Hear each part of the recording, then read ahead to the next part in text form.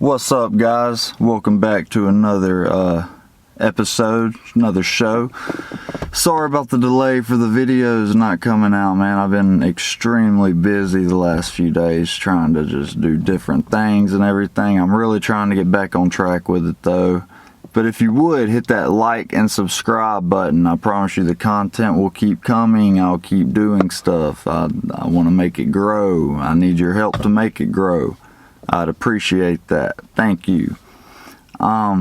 Today, though, I want to talk about the 2019. I was reading an article earlier, first of all, and in 2019, it's talking about the deaths in Alabama prisons. First of all, Alabama has the highest death rate in the country of any prison. Like I said, they're at like 195% capacity, over capacity for people. They're cramming people in there, cramming people everywhere. Before I get into this, let me tell you a story just so everybody knows how crowded the Alabama prison system is. 2011 was my first time to get sentenced to go to prison. I had a small sentence. It was a 3-split-1 or something like that, which I'd already done 2 months on. So, you know, I had 10 more months to go till like EOS, and then I had to start my probation period. Alright. They sentenced me to prison, and normally, you know, in the county I'm from, which is Shelby County in Alabama, right below Birmingham, the next county below Jefferson County, you get sentenced, you wait there about a month and a half before you catch the train. You know, that's what we call it. I don't know what they call it in other states, but you catch the train to go to prison. So I got sentenced, and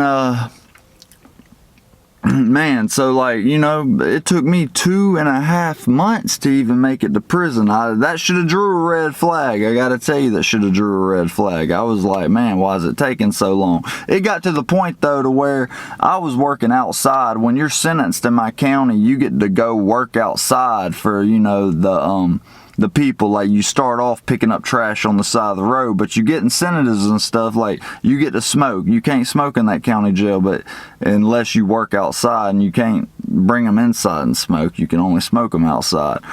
You know, I did that for like a week or two, and then they moved me, and I was only going out Monday through Friday, and I had to stay in on the weekends. So then they moved me to car wash detail because one of the other guys went home, and that's where you and only one other person go out 7 days a week and clean these cars. You get extra breakfast. It's sweet living. To be in jail, it is the best freaking living you can have. Time's flying by because you're working all the time. You got radio. You got just all this food, you know, whatever you want for real. Like, it's really cool. So, you know, like I said, it took about 2.5 months for me to catch the train. Well, you know, after I'd been there for about 2 months, I was like, hey, I'm going up to the officers. I'm like, hey, you know, I only got a little bit of time here, so why don't you can I do my time right here?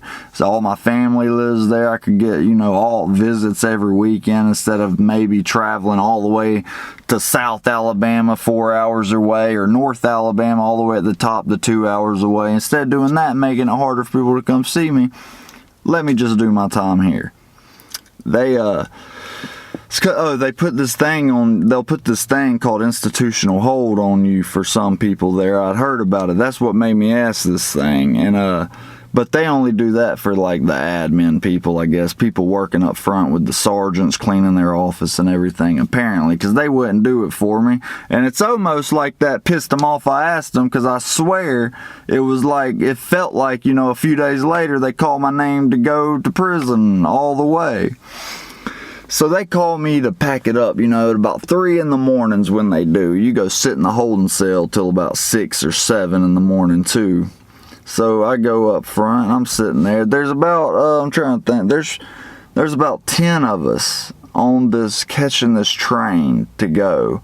Which, you know, they have, there's really not an average amount that goes to prison on these trains at that county for real. Like, it could be anywhere from 3 to 5. It just depends on how many people they had sentenced. I mean, the county Shelby County houses about 550 people or so, 600, something like that. And I've been in there though when it's been so crowded to where in 2-man cells, you know, they gave you what they call a boat and you have to sleep on the floor. So I mean, you know, it held a lot of people. It was also a federal holding facility, so it was crazy. Well, anyways, so we get on there and we're on our way to Kilby. Well, Kilby is our processing. If you've watched my videos, you've heard me talk about it. We're on our way. We get to Montgomery. We keep driving. We're just driving down 65 south all the way to Montgomery. And, you know, a guy who's been to prison before speaks up to the officer driving. He's like, hey, where are we going? Why didn't you stop us there? They didn't tell us nothing. They said, oh, you're not going to Kilby. You're going to Butler County Jail. What? What is a Butler County Jail? We've never heard of it. This county jail is 3 hours away. You know, Kilby's only like an hour, 45 minutes or an hour away from Shelby County. This jail is, I wouldn't say really 3 hours. It's about 2 hours away, so an hour past Kilby. We're all like, what? Where are we going and why? So they start explaining to us. This is the first we've heard about it, but apparently they've been doing it for, you know, at least a year or two before. We weren't the first. We were the first group to go to Butler County, but apparently prisons was so overcrowded in the state of Alabama that they were housing, the state was paying county jails a lot of money to house state inmates. And I'm talking about these county jails, they wouldn't put you with the county inmates. They had their own state blocks and everything. They moved everybody out of the blocks who were county inmates for their county. They gave you state whites and everything. You had to live like you were in prison. Man, we get there and this is the countryest jail I could ever imagine. It's just in the middle of nowhere. You know, it probably housed, you know, I could see why they got this deal with the state to get more money to house us, because it probably housed 50 to 100 people all together. But, you know, they decided to bring us down there and house us, and I bet you they got paid good for it. But yeah, we were there for like a couple of days and we're talking about rioting because they wouldn't let you smoke. People were like, man, if we were in prison, we could smoke. We didn't, you know, what's going on. So they, you know, they kind of met our demands, honestly, because everybody threatened to riot and saying we wanted to smoke. They let us get iPods in. They let us get, cigarettes in. We could start smoking, all that. They let us do everything, man. It was the coolest place. After that, you know, after they did that, because man, like they would let you get like these movie players in, right, where you could just watch movies, man. And I didn't have one, but my friend did, who caught the train with me. And man, there was a guard at this jail where you could hand him this thing. He would go home and he would upload movies to it. And I'm talking about movies that were in theaters, you know. So I remember, of course, it was his thing, his little gadget, my friend. So of course he watched it all during the day, but when he went to bed, I swear I would stay up all night until breakfast just watching back-to-back movies in theaters, you know, because I'm a big movie buff, and that's just the thing that I always miss when I get locked up, is missing seeing movies and everything. So it was pretty cool. But anyways, on a side note, before I got out of there, I went to Kilby with like a month left to EOS my sentence finally. That was my first time going. I just stayed at Kilby. So yeah, they sent me to Kilby to get my blood work done, do all that, and then I EOS there, got my $10. That's right, I hear other states get like more money than that. Yeah, here in Alabama, it's $10 and a bus ticket if you don't have nobody coming to pick you up. But alright, enough of that. I kind of sidetracked on that. That's another story for later, because it was wild in that jail too. But yeah, so prisons in Alabama are so overcrowded that they say, let me see here, I got the article pulled up on my phone here. Okay, 2019 death inmates. Now, they stopped keeping tabs of these, it says, as of September 30th, 2019. And I know for a fact there was more.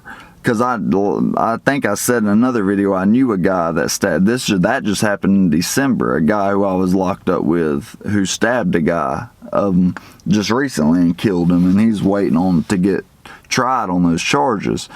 But as of September 30th now, there were 119 inmate deaths.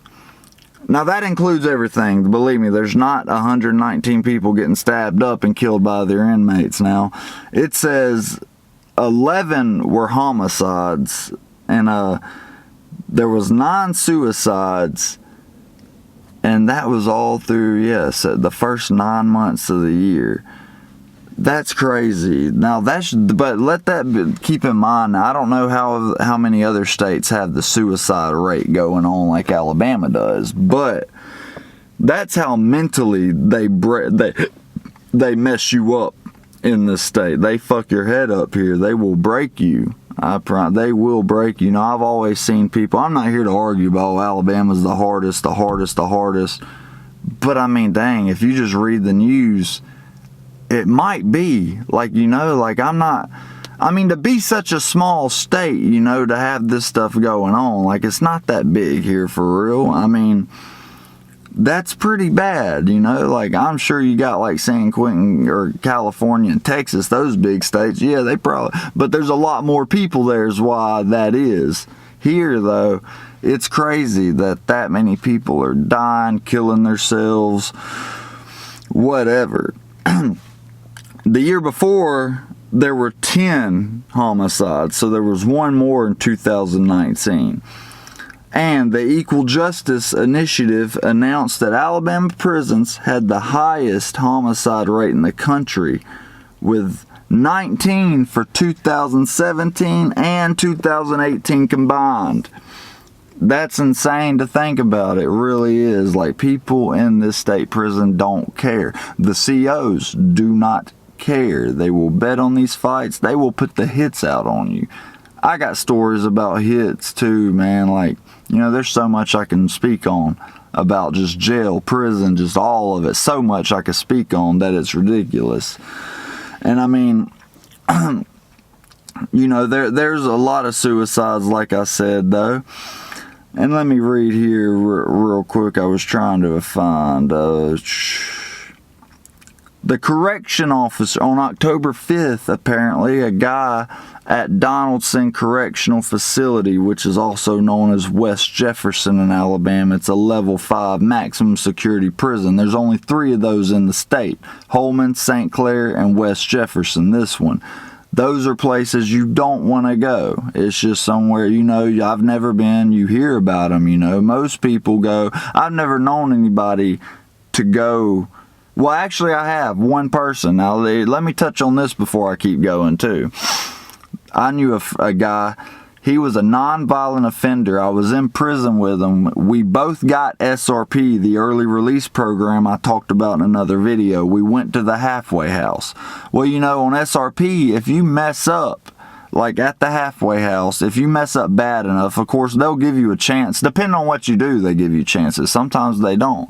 They drive you straight from that halfway house, straight back to prison. You don't go to no county and wait to go back to prison. You go straight to the doors of the prison. The officer, sergeant, lieutenant, whatever, will drive you back. This guy messed up at the halfway house, and they drove him straight. See, we were in Birmingham, which is close to West Jefferson. They drove this dude straight back to the doors of West Jefferson. And I haven't talked to him since. That's why I said I don't know anybody personally. I haven't talked to him since he's been out or anything. But I just know that this dude was freaking out. Because all you hear are horror stories about West Jefferson. And just really West Jefferson's the one you hear the most horror stories about. Out of all the level 5s. So it's crazy. But this guy here, he died October 5th, and he wasn't included in the 119 I said earlier, because this was October 5th. But his was an altercation with correction officers. They will beat you and kill you. See, when I went to prison this last time, I never read the book, so I don't know really how true it is, but they had a thing called no hands policy on the guards, meaning they could not touch you unless, you know, they felt like they really had to touch you. They couldn't just come up and be like, they used to drag you and beat you if you said anything smart to them. There's none of that no more, apparently. Of course, you know, you will see guards though hit inmates, of course, and I mean, they get away with it. Most of the time, people are going to believe the guards. I mean, right, you're an inmate, you're a felon. Nobody's going to trust you or believe you. Says this guy, though, who got beat by the guards, he rushed out of his cell brandishing a prison-made weapon in each hand. So he had two and attempted to strike an officer. After repeated verbal commands and the use of standard methods to disarm the inmates, the inmate refused to comply. At that time, correctional officers applied physical measures to defuse the threat in order to remove the weapons from the scene and secure the inmate. Bullshit. No, I call bullshit on that. I don't believe the verbal commands were in there. A lot of these COs can't wait to beat you all the way up. They really can't. They won't, you know, they'll do it for fun. They'll do whatever. I don't believe they ever gave the dude verbal commands. I mean, who's to say that he really rushed out with two weapons? They will lie. It's a dirty game in there, man. They will beat you up for fun and lie and say you tried to attack them. And, you know, like I said, it don't matter how many inmates. No inmates come forward because they got to live in the prison with the guards too. They don't want to risk getting killed as well at the hands of these people. Then let me see. October 17th, another inmate at Venturous Correctional Facility. That's down south, and it's a level 4 prison. It's mainly a drug camp in Alabama where you go to take the SAP program. That's a drug program, you know, that's really big there. You could take that at a lot of other prisons, but I'm just saying it's a big thing there apparently. From what I've never been there, but from what I hear.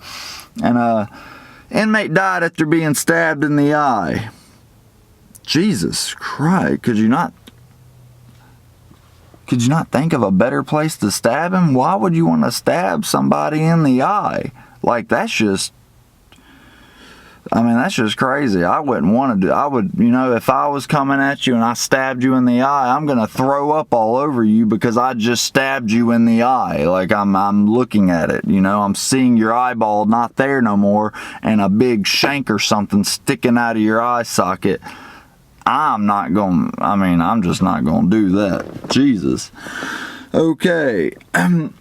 But yeah, and I mean, you know, this is just all the whole thing. Like, a couple years ago, the Southern Poverty Law Center filed a lawsuit against Alabama prisons, so they had to get more guards in there. And I don't know, they say they've done it, but I haven't seen it. I don't think they're doing it. I don't think they're trying to do it. They don't care. They just don't care about it. Like, anybody can, you know, like, I don't know what's going to make them change their ways, but it's beyond me. It really is. I mean, yeah, like, it's ridiculous in here. I'm just going through here reading this article, guys, and I'll try to post it too on here. It says here, violence in Alabama men's prison has increased dramatically in the last 5.5 years. From 2010 to 13, Alabama listed 11 homicides. Then there were 5 in both 13 and 14, and 8 in 15, and 3 in 16.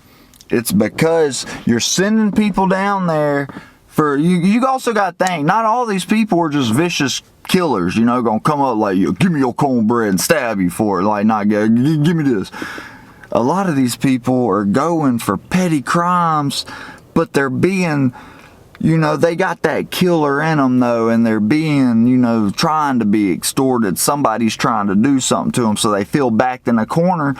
You can't go tell the COs you look like a snitch. You can't do certain things, so boom, they kill them. I mean, you know, you don't know the full story behind why somebody's getting killed. Like, some of these people might not be bad guys. The guy they killed might be the bad guy, and that's just the truth of it. I know I'm going to protect mine. Like, I'm not a killer by no means.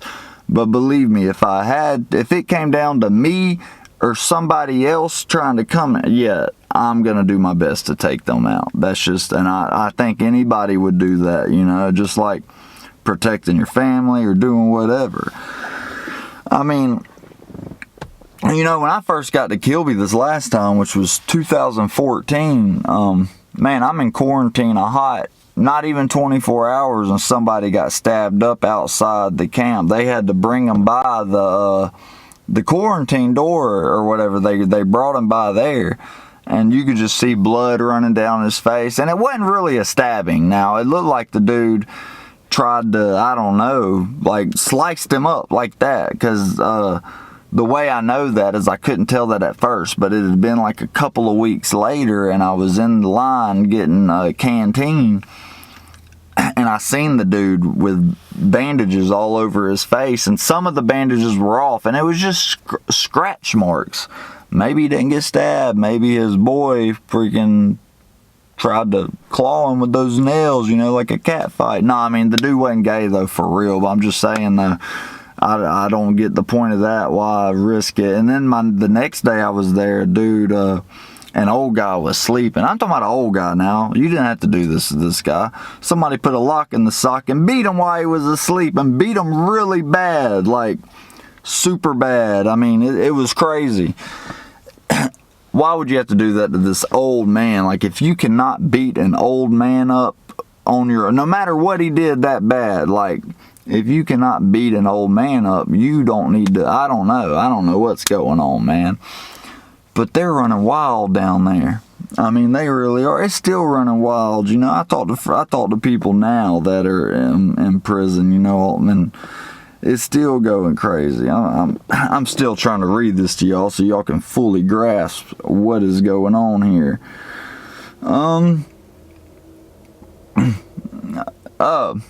The DOJ report stated that there is reasonable cause to believe that the Alabama Department of Corrections homicide rate is higher than what the ADOC has publicly reported.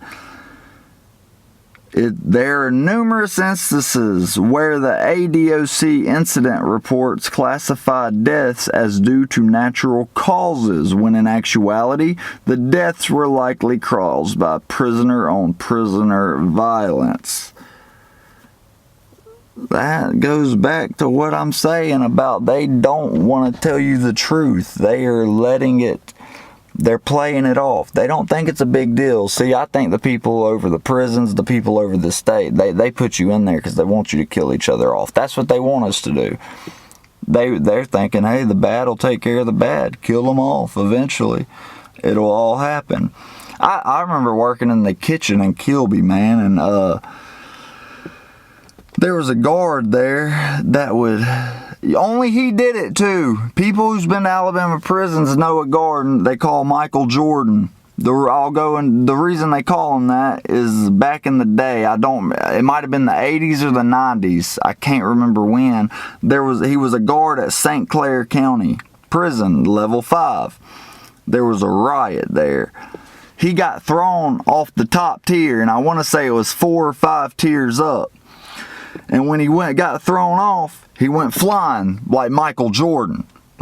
The name stuck with him forever, and he's Michael Jordan. Everybody calls him. Well, nobody calls him that to his face because he gets really mad, but you know, that's what everybody knows him as. Matter of fact, I did know his real name, but I don't remember it now. Because, I mean, he's just been called Michael Jordan. This dude, though, when I would be leaving, he works at Kilby now, and this dude, when I would be leaving Kilby, well, let me backtrack again before I stop. This dude is infamous in the prison system. Like, everybody knows who he is. It don't matter what camp you're at. Everybody knows Michael Jordan. He's the most popular prison guard in the whole prison system.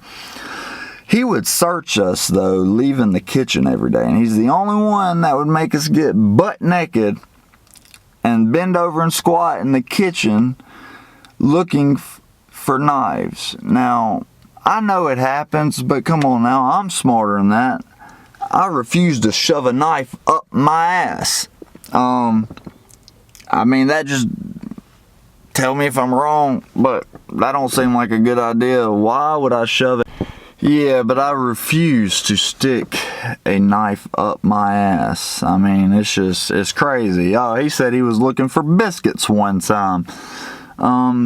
He's shot out. He's really the definition of somebody who would be shot out, man. I remember I worked in the Kilby kitchen for, I can't remember the, shoot. Oh, dang, I worked there a while. I mean, I was there about 5 or 6 months in permanent party. So, yeah, I worked there about 5 or 6 months. And, so I'm in the kitchen, and, this dude, man, he had just gotten there. He was young. You could tell his first time in prison. He don't know how it is. Like, so he goes up. Michael Jordan standing in the chow hall. He's always screaming, "Hurry up, motherfuckers! Hurry up!" That's how he talks. "Hurry up, motherfuckers!" Like, you can't even understand him. You're like, what? Well, one day everybody's eating in there, and I'm sweeping up as people eat. Yeah, it was some stupid, but you got to work while you're there, permanent party. So I'm sitting there working, and this guy comes up to him and says, I don't know what he said exactly, but he was asking him a question, and Michael Jordan said, "What? You want to suck my dick? What?" Man, the whole chow hall busted out laughing. It was the funniest thing. I mean, it's ridiculous. And, yeah, it's just crazy, though. I mean, this is full proof, though, that, you know, my last video, I talked about how Mississippi had gone crazy and how Alabama was super overcrowded. This one kind of touched base on it too, going along with just news stories. I find it kind of crazy what's going on and the way they don't know how to fix it, when, like I said last video, it's common sense on how to fix it. Maybe they ought to let me run for governor, and I'll fix the prison system. Nobody goes to prison who don't do something crazy. But yeah, man, so I'm gonna leave this video at that. Hit the like button and subscribe, please. You'll help me out. I'm trying to get out there, you know. I'm telling you, just yeah, and I'm gonna start doing more videos. For now, I'll keep coming out with them and stuff, man. It's just been really hectic around my house lately, and I'm trying to get everything back in order. Alright, guys, till next time.